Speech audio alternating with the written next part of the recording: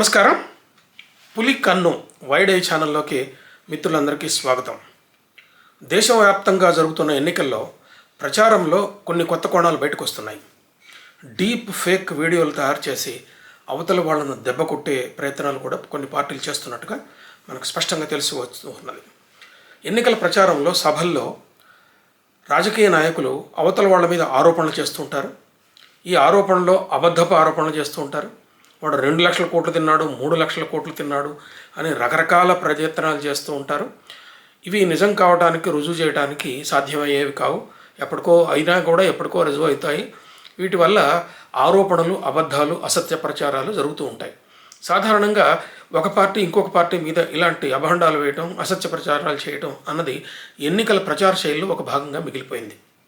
అయితే దీంట్లో వచ్చినటువంటి కొత్త కోణం ఏంటంటే ఫోటోలను మార్పు చేయటం అన్నది ఇంతకు ముందు కూడా మనం గమనించారు. కానీ డీప్ ఫేక్ వీడియోలు తయారు చేయడం అన్నది కూడా గమనించారు. డీప్ ఫేక్ వీడియోలు ఒక సినీ నటి మీద చేసిన వాటి పరిణామాలు మనం చూసాం. అయితే ఎన్నికలలో డీప్ ఫేక్ వీడియోలని ఒక వ్యక్తి చెప్పిన దానికి భిన్నంగా సరిగ్గా వ్యతిరేక్తంగా తయారు చేసి చేయడం అనే దుర్మార్గం ఇప్పుడు బయటపడింది.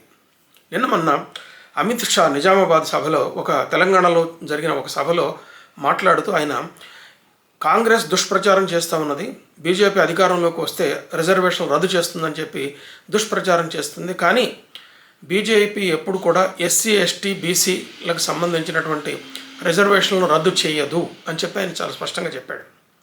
చెబితే ఈ వీడియోని ఆధారంగా చేసుకొని deep fake creators Amit Shah SC, ST, వెనుకబడిన తరగతుల వాళ్ళకు చెందిన రిజర్వేషన్లు మేము రద్దు చేస్తాం అన్నట్టుగా ఆయన చెప్పినట్టుగా వాళ్ళు తయారు చేశారు.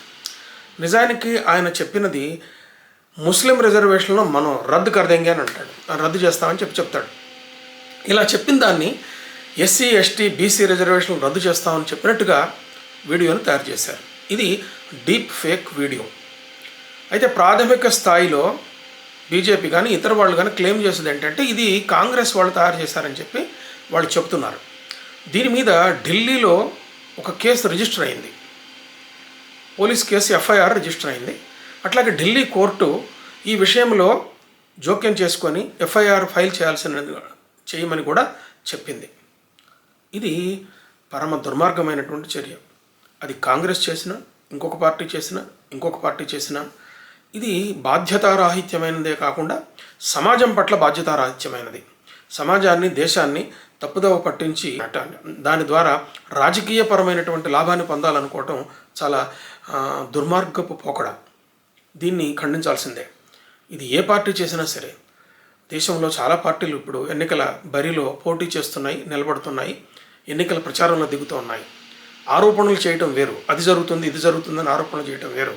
ఇప్పుడు బీజేపీ అధికారంలోకి వస్తే రాజ్యాంగాన్ని రద్దు చేస్తుంది అని అనటం అదొక ఆరోపణ. అది జరగదా అన్నది ఎప్పుడు తెలుస్తుంది? బీజేపీ అధికారంలోకి వచ్చిన తర్వాత తెలుస్తుంది. ఇలాంటి ఆరోపణలు అటు వాళ్ళు ఇటు వాళ్ళు అటు చేస్తారు, ఇది వేరే విషయం. కానీ ఇలా డీప్ ఫేక్ తయారు చేసి జనాన్ని తప్పుదోవ పెట్టించడం అన్నది చాలా ప్రమాదకరమైనటువంటి ధోరణి. ఈ ధోరణిని ఖండించాలి. ప్రజాస్వామ్య వ్యవస్థలో, ఎన్నికల రాజకీయాల్లో ఇలాంటి వాటిని దూరంగా పెట్టడం చాలా అవసరం. మిత్రులారా, ఇలాంటి చర్చల కోసం పులి కన్ను వైడ్ ఐ ఛానల్కి సబ్స్క్రైబ్ చేయండి. ఈ వీడియో మీకు నచ్చితే మిత్రులకు షేర్ చేయండి.